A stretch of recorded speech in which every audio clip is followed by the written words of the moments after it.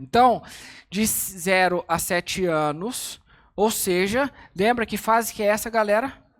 Esponja, bacana. Essa fase ela é muito importante para um filho. Eu aprendo tudo. Eu estou aprendendo tudo. Se meu pai grita com a minha mãe, aquilo lá é uma aprendizagem. Se está faltando dinheiro dentro de casa, aquilo lá é uma aprendizagem. Os lugares que eu visito na minha infância, aquilo lá é uma aprendizagem. A forma como eu sou comparado com os meus parentes, com os meus tios, com os meus primos, aquilo lá é uma aprendizagem. O carro que eu ando em relação aos outros é uma aprendizagem. Eu aprendo tudo, eu estou aprendendo tudo. Às vezes não dando significado, mas eu estou aprendendo. Ou seja, a mãe senta na mesa, o que ela fala dos outros? Ela fala muito mal dos outros, aquilo lá é uma aprendizagem. E aí a gente começa a entender o quê? Que depois dessa fase, que a criança ela está ali só aprendendo, ela tem... Tadeu, a criança vem com uma folha em branco. Quem acredita que alguém vem com uma folha em branco e que o ambiente é o que forma a pessoa? Você acredita nisso? Antes tinha uma teoria muito forte que era a criança vem como uma folha em branco e é o ambiente que vai transformar ela. Não é assim. A criança vem com os traços de personalidade já de infância. Então você que tem 3 filhos, o Duan é de um jeito, o Dan é de outro, cara.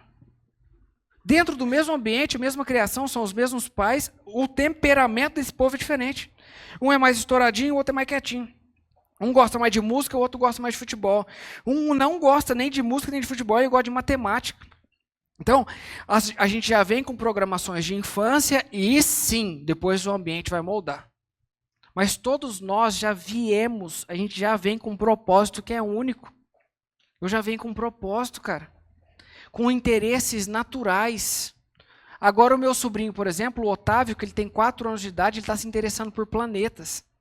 Só que antes disso, ele sabe, ele tem uma inteligência extraordinária. Normal, uma criança normal, mas ele é inteligentíssimo. Ele sabe o nome dos países e suas capitais. Qualquer bandeira que você colocar na frente dele, ele vai falar que país que é e qual que é o capital desse país. Cara, eu era um cabaço. Eu sou muito ruim de geografia, cara. Quer dizer, eu sou muito ruim em muitas coisas. Muitas mesmo. Na maioria das coisas. Eu sou bom em poucas coisas só. E aí o que acontece? De 7 a 14 anos, a gente entra numa outra fase. Que é a fase que nós vamos considerar como modelagem. Podem escrever aí, modelagem. É a fase que, consciente ou inconscientemente, eu vou modelar o comportamento de quem é referência para mim. Na vida, pode anotar, tudo é referência e repertório. Referência e repertório. Agora ela vai fazer de uma forma mais consciente. A criança ela fica muito parecida com o pai. Ou ela fica muito parecida com o tio. Né? O tio que é muito próximo, o de dentro de casa. Só perceber que a criança, quer dizer, criança não, né? O adolescente, pré-adolescente, ele vai começar a repetir os padrões. Aqui a gente começa a repetir os padrões. Meu pai tem um vício. Meu pai acaba de fumar, ele vai lá fora e fuma um cigarro. De 7 a 14 anos eu posso pitar dentro de casa? Mas qual é o vício que o teu filho começa a ter porque ele te vê fumando? Porque aí talvez ele almoça e ele vai fazer outra coisa. Ele vai jogar videogame. Então ele só muda a categoria do negócio. Mas ele vai repetir dentro de casa. Por isso que a questão, por exemplo, financeira, que nós vamos tratar muito aqui, você vai perceber que é muito dentro de casa. Porque você está vendo os hábitos. A mãe é uma consumidora contumaz. Minha mãe não pode ter dinheirinho que ela vai gastar. Ela gasta com qualquer coisa. Ela tem que gastar. Ela não suporta ter dinheiro dentro de casa, não suporta ter dinheiro no bolso, não suporta olhar para a conta e ter dinheiro sobrando, né, Feninho? Não suporta. Ela tem que torrar aquilo ali. Então você vai perceber que a criança ela vai ser muito parecida com você. A criança, o adolescente. Ele vai começar a copiar.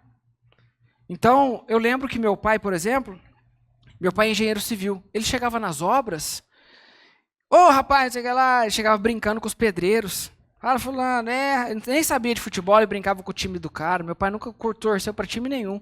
Mas ele zoava, pelo fato de zoar mesmo, de brincar. E eu via meu pai chegando na obra, como a autoridade de ser um engenheiro, brincando com todo mundo, trocando ideia com todo mundo. Quem me conhece no particular hoje, percebe alguma semelhança? Que eu chego trocando ideia com todo mundo, eu brinco com todo mundo, de mamana caducando, do chão de fábrica ao presidente da empresa, eu não estou preocupado. Então você vai perceber que eu sou muito parecido com meu pai. E por mais que você, dentro do seu contexto, ache o teu pai o pior cara do mundo, você vai perceber que tem muitas coisas que você é parecido com o seu pai. Assim como os vícios do meu pai, assim como os desvios do meu pai, eu também copiei. Sem querer copiar, mas eu copiei. Agora, a minha mãe sempre foi a pessoa que ela senta na mesa e ela de repente percebe que a Carla está precisando de alguma coisa. Carla, senta aqui com a gente, vamos conversar. Gente, essa é a Carla, olha, ela faz essa integração. Minha mãe sempre fez isso. E pode ser de qualquer idade. Não é só da idade dela, não. Ela vê uma criança ali, sozinha, ela fala, Letícia, dá licença. Oi, lindo, tudo bem? Você quer um lanchinho? Quer uma água? Vem aqui com a gente, senta aqui com a gente. Minha mãe sempre fez isso. Quem é do meu dia a dia percebe que eu sou assim também? Que eu sou um cara de integrações. Eu acabo de dar uma mentoria para um cara dentro da minha sala, eu falo, vem cá, fulano, vem cá. Sabe esse cara aqui? Esse cara aqui é foda nisso aqui. Os negócios começam a acontecer aqui dentro. Porque eu faço isso. E eu sempre tenho a capacidade de olhar para quem talvez está se sentindo sozinho. Então, minha mãe tem um olhar muito empático, muito sensível. Eu copiei isso dela.